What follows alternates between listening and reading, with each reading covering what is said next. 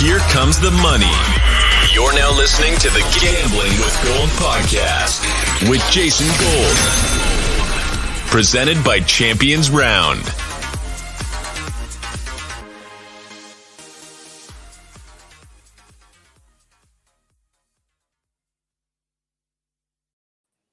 Welcome back to Gambling with Gold. My name is Jason Gold, and as always, I am joined by my buddy from the Action Network, Dan Titus. Dan, episode 49, divisional round of the NFL playoffs. How you feeling? I'm feeling pretty good, man. We had a good week, or I should say super wild card weekend. We were both on the Niners that crushed. So with some injury news, I think this is going to be a pretty fun little slate here if we have for divisional round. And yeah, I'm excited to get into these bets. It was a pretty good weekend for us. Biggest bet for me was the teaser between Tampa Bay and San Francisco. That came home really easily. Rams, we both talked. We actually texted online Monday night. We were kind of bouncing back and forth. We eventually said, let's go on the Rams. Let's go on the money line. They have Fade stars. Cliff. Fade Cliff. We decided we went Cliff. Cliff was worse than Stafford.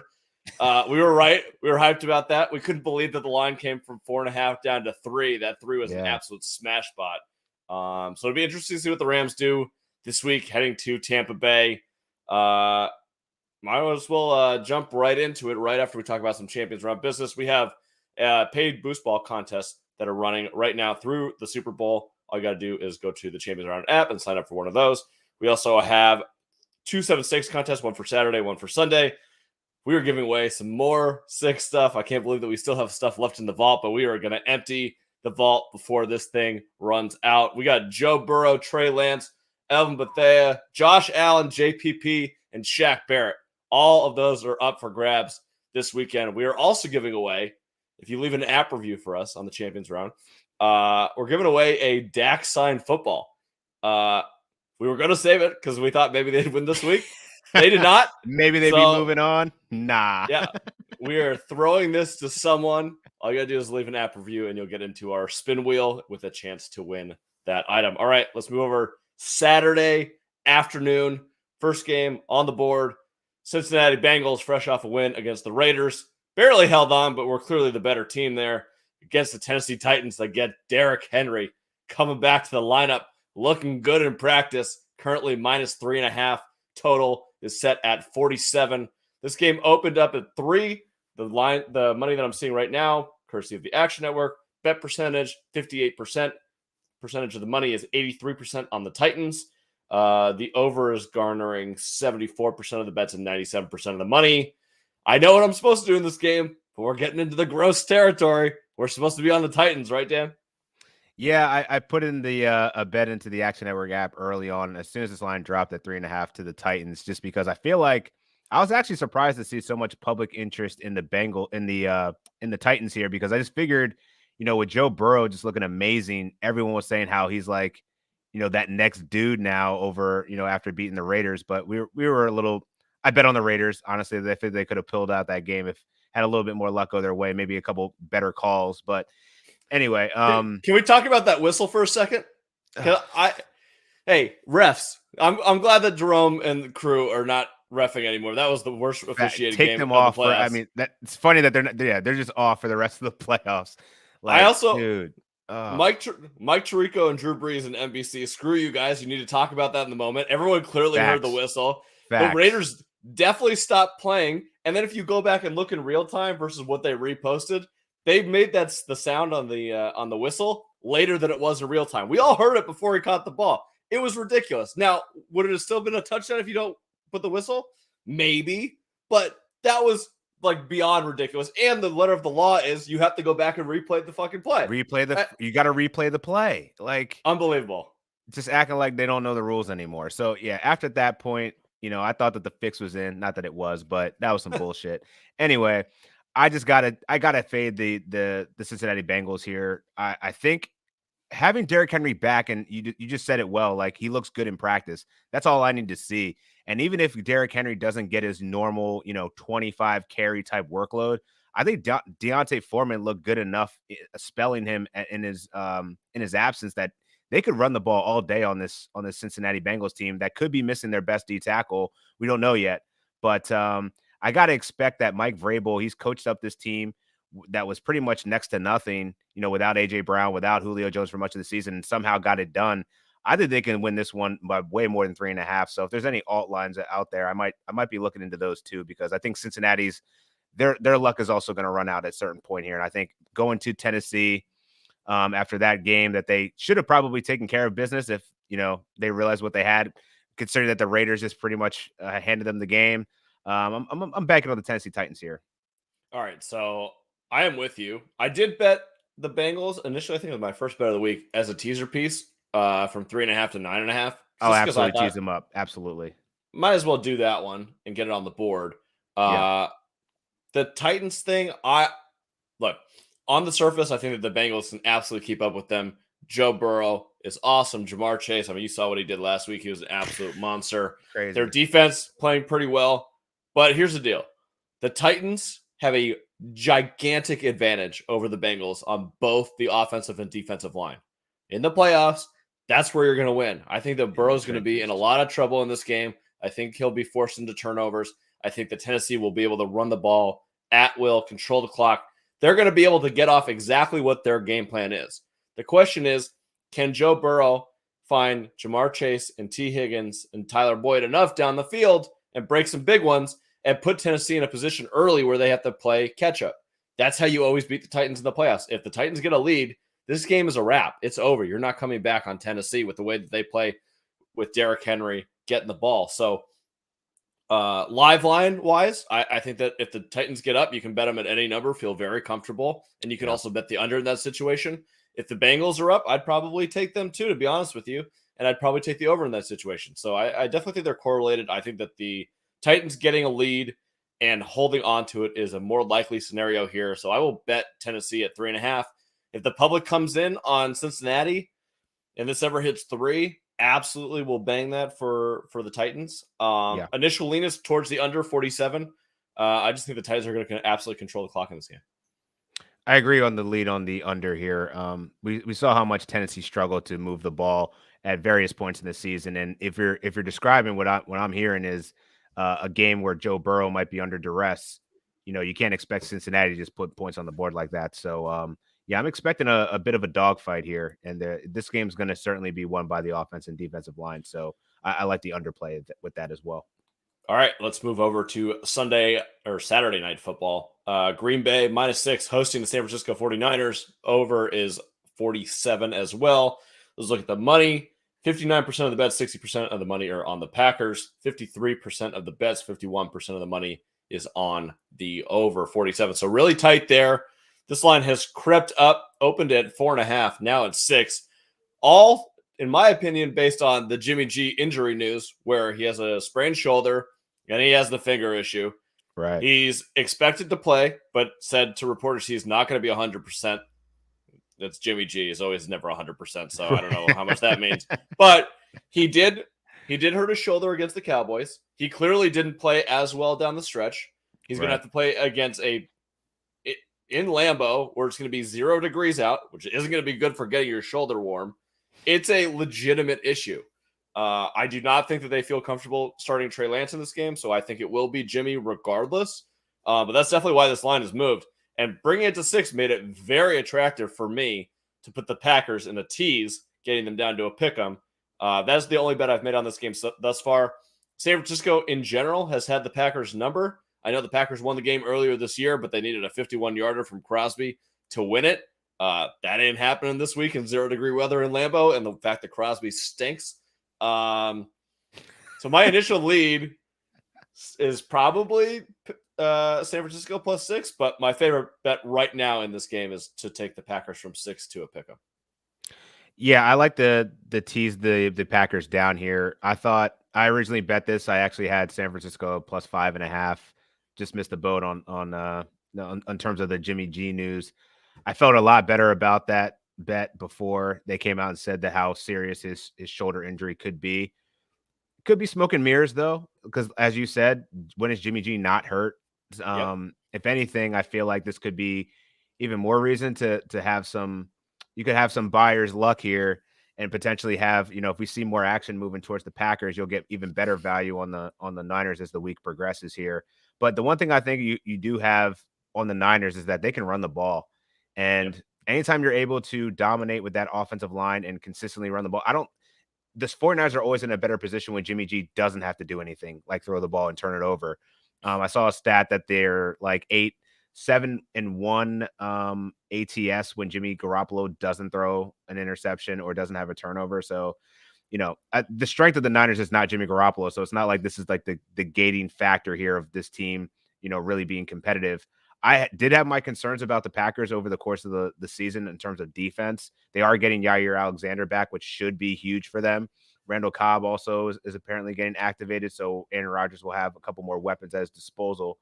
But the Packers, man, 6-1 against the spread in their last 7 as a home favorite, and you got to expect. I mean, they've been just dominating at Lambeau. It's probably the main stadium that actually has a home field advantage, like a true home field advantage in the NFL. So I love teasing them down. I don't know that I want to trust the Packers to take care of it in 6 at this point. Probably would have bought in at a lower number, but I love the teaser play here. Yeah, I mean, the path for the 49ers is run the ball with Debo, Elijah Mitchell, keep them off the field, long sustained drives. Yeah, kind of what the Titans want to do. And you can put the Packers in the hole, and the best thing that you could do to prevent Aaron Rodgers from beating you is to keep his ass on the sideline. So the 49ers definitely know what they're supposed to do. My concern, if I'm rooting for San Francisco outside of the Jimmy G injury news with his shoulder, is that their cornerbacks stink. And Kellen Moore and Mike McCarthy and Dak Prescott did the worst possible job you could do to target their cornerbacks. They didn't even go at him. And there's something that Troy Aikman said, and I'm not the biggest Troy Aikman fan, but what he said today, he was on fire on Sunday. What he said was, look, they're playing the soft coverage against CeeDee Lamb on the outside. You want to run your scheme. Sometimes the best thing that you can do is just target the guy 15 times. He's going to catch the ball and win most of the battles. Yeah. Why aren't you doing that? Move the ball down the field to your best playmaker. Why aren't you utilizing him? I know that your scheme says to do one thing, but look, the San Francisco's cornerbacks stink. Go throw to him. Guess who in the world is going to throw to the receiver every goddamn time again? Devontae Adams might have 17 catches in this game. Aaron is going to target the shit out of him, and when they shade over, he'll go the other side up to Lazard, and you're going to look at some big passing plays on that side. So I definitely think that San Francisco, we've talked about it all year, that their cornerbacks are a real liability. They are. Look, Aaron Rodgers is going to be the guy. It's going to be him and Brady who are going to exploit the shit out of that matchup. So that's a really, really big concern for San Francisco. Do we have an update on Joey Bosa? Because that's also, or Nick Bosa. Sorry. Nick Bosa. Concussion, short week, likely be cleared. You know how it is with these playoff guys. Right. It doesn't matter. It's like, look, we talked about it last week. There are no COVID cases in the NFL. It's gone. It doesn't exist anymore. They stopped talking about it. Concussions magically wiped off. They're all good. So it's playoffs, man. We ain't got no COVID. Hell out of here with that. Yeah, I just saw Nick Bosa was on the practice field and he's on track to play. So that's huge. That's huge for the Niners. They're going to need to get any kind of pass rush to Aaron Rodgers. Otherwise, he's just going to have all day to throw. It doesn't matter the weather conditions, man. I trust Aaron Rodgers more than I trust most of the quarterbacks that are left in the playoffs here. So I know that'll probably lead into one of our next games of quarterbacks that I don't trust. All right, let's talk about, because I know exactly where you're going here. Sunday morning, Rams +3 at Tampa Bay. Total sitting at 48. Money, 43% of the bets, 65% of the money on the Buccaneers. 87% of the bets and 98% of the money is on the over here. Yet it opened at 49.5 and is sitting at 48. So do with that what you will. I already placed a bet on this one. It opened at Tampa Bay 2.5. Your guy decided to unload the entire clip on that bet. I also bet it at -3. Yeah, you could talk me into a Rams +9. It's not a bad spot, but look, the Rams are on a short week, have to travel, have to go play Tom Brady in Tampa on his home field. They don't lose at home. This offense always clicks regardless of who's playing at home. Rams looked really good, but let's remember they were playing Cliff Kingsbury and Kyler Murray, the kings of sucking in the second half of the season. To me, not that impressive of a win.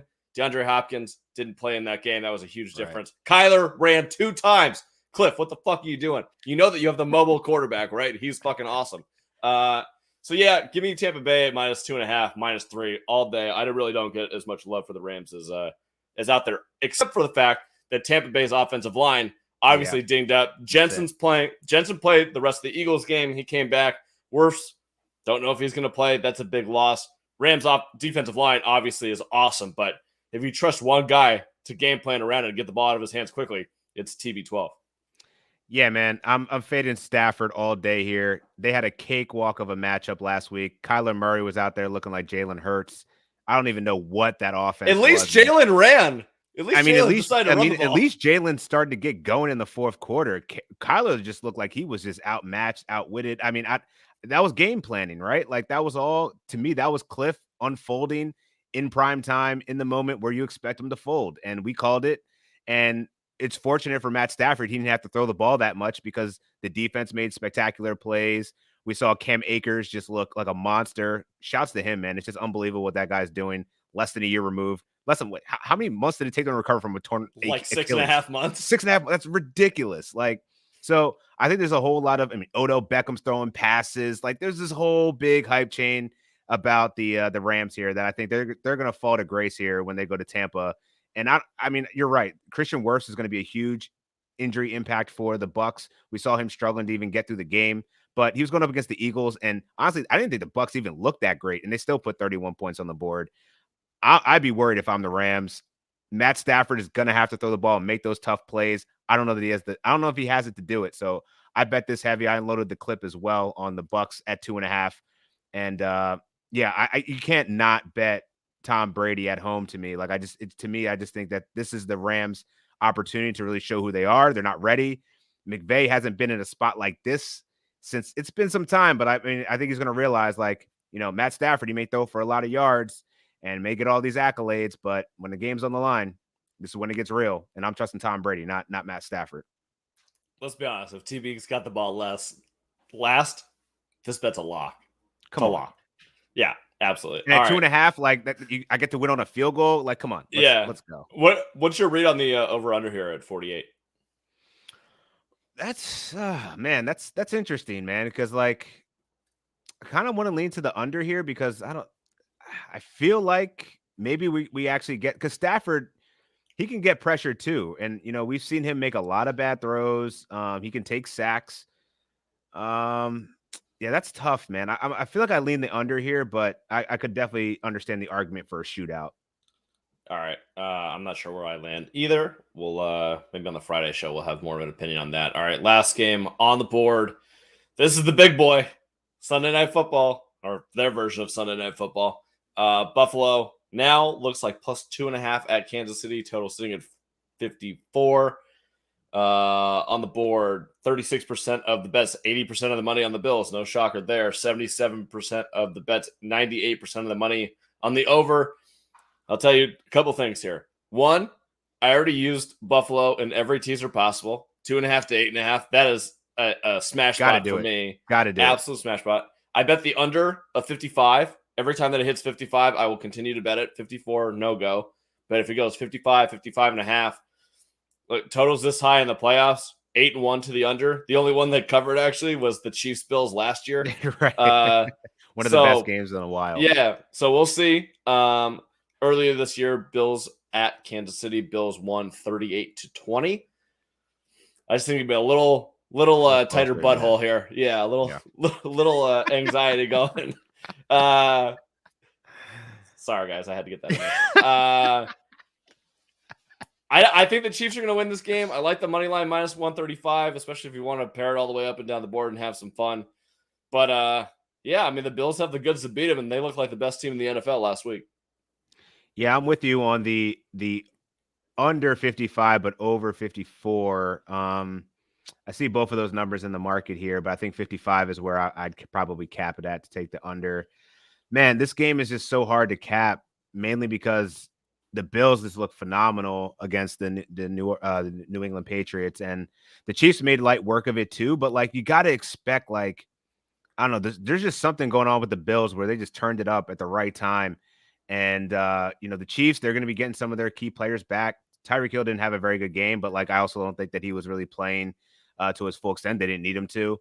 But it looks like CAH is going to be back, which is, I guess, kind of good news for the Chiefs, but like not really. Why? Because Jerick McKinnon looked like the fucking Jerick McKinnon's looking like a baller, making everyone scoop him up in dynasty, getting them dynasty shares again.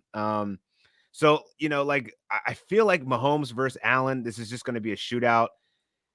I love the teaser play. I think that's the best way to play this because I too agree. Like maybe you could throw the Chiefs in like a round robin money line parlay type of thing, but I find it hard to believe that the Chiefs are going to let this go at home, knowing that they lost it last year with Mahomes not at full strength. I think he's going to come out as a man possessed, but ultimately, I love the Bills to keep it within 8.5 points. So I think that's a really, really, really sharp play and putting them in a teaser. Look, Patrick Mahomes has only lost 2 games in the playoffs ever, and they were both to Tom Brady. So until someone else proves that you can beat Patrick Mahomes in the playoffs, I don't know if I'm ready for a change into the guard quite yet, man. This Bills team is good, but I just it's hard to bet off. But I can't bet against Mahomes. It's like Mahomes and Brady, unless it's going to come to Aaron Rodgers, or Brady having to travel to Lambeau again. That's the only one that I'm like, damn, this is going to be tough. But yeah, I got to lean with the Chiefs. We talked about it last week that the Bills were going to unlock Josh Allen, and they absolutely did. 60 rushing yards and I mean, he's just balling on fools. He had 41 on the first drive. It totally changed the whole dynamic of what the Patriots wanted to do on defense. I anticipate they'll do the same thing. Let him run as much as you want to. That's the best thing that you can do for this offense. Get Devin Singletary running the ball after Josh Allen. Really great for you guys. It opens up everything that you want to do. This Kansas City Chiefs defense has been awesome over the last, 13 weeks of the season, ever since they were terrible at the beginning of the year. Yeah.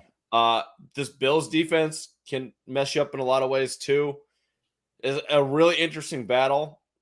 I just think that the Bills 8.5 teaser is the safest way to play this game. Otherwise, I don't feel great about it, but I am with you. If gun to head, I'm taking Mahomes at home for sure. Yeah, I'm with you there, man. And the over, over's hit 8-0 in the Bills' last 8 as an underdog. Let's see with the KC side. Yeah, KC's over 6-0 in overs their last 6. So both of these teams are firing on all cylinders here. So 55 just seems a bit rich, but I see the argument for taking an over here, man, because you got to expect both of these quarterbacks to show out. I think for my money, these are probably the 2 best teams in the NFL right now. So I was going to say, do you think this is pretty much the AFC Super Bowl contender right here? Like it's got to be. It's one of these 2 teams. Well, here's the thing: if they just beat the crap out of each other, and then Tennessee just gets like the wounded warrior version of one of these teams, they just walk right through them. I can see that scenario. It's like you remember, like you get to the Final Four in college basketball, and you play this like UCLA Gonzaga last year, right? They play this epic game. Gonzaga wins in overtime on the Suggs half quarter, and then they're flat as shit. And they can't do anything against Baylor in the national championship game. Right. It could be. This could be just like could you see like a double overtime, like 45-42 game where they just beat the crap out of each other, and Tennessee comes in next week. It's like, we're gonna beat you 17-7. So what you're saying is I should take a future on the Tennessee Titans to go to the Super Bowl. Yeah, maybe, or maybe you could do like a Titans and Bengals. I don't know. I think it's interesting. It's worth investigating, man. I'm about to look it up right now and see what odds I'm getting, because I feel like Tennessee, they're definitely not. I'd probably rank them as maybe the 4th best, 2nd, or yeah. Well, we could run through it. I would put KC, Buffalo, Green Bay, Tampa Bay all above them. Right. How San do they rank? San Francisco's a better team. San Francisco's a better team, but harder path. Rams are a better. The Rams are better. They're the 7th best team left in the playoffs. They're just playing the 8th best team in the playoffs, worst, right? Yeah. They got the luckiest matchup ever. They lose their entire team. They get the 1 seed, and then they get to play the fucking Bengals. They avoid the Bills and the Chiefs, and they're gonna get like the meat stew version of the Chiefs or Bills. It's like the easiest path ever to the Super Bowl for a shitty team. So we got plus 310 for the Titans to be the AFC representatives. So they have the second bet, the third best odds in the division. Bengals are worst, plus 550. I mean, that Bengals one's kind of sneaky if you think that just these two teams are going to get beat up on. I mean, I don't believe in that one at all, but it's kind of sneaky. They have the longest odds to make it to the Super Bowl right now. The Bengals at plus 550, and the Niners are second at plus 500. So, you know what I love about this podcast? You won't get anywhere else. We started this podcast shitting on the Bengals, and we ended up at the end of the podcast wanting to bet them to make it with the AFC. No one else will do that. No one else. Fucking gross, man. That's where we're at right now. But hey, I mean, I'll sprinkle a little something on it. I love it. Wilder things have happened. So I'm with you. That makes me so happy. That's like the perfect way to end the podcast. All right. Episode 49 in the can. Dan, as always, thank you so much. We'll be back episode 50 Friday. Best bets, divisional weekend, giving away some goodies. Remember to make sure to go to the Champions Round app. Go play 7-6. Go play Boost Ball. We're giving away all the sorts of stuff. Joe Burrow, Josh Allen, Dak, Trey Lance, JPP, Shaq Barrett, all the good stuff. Good luck on all the NBA bets until we get to Saturday. I'll be trailing. Yes, sir. All right. See you guys later. Bye. Peace.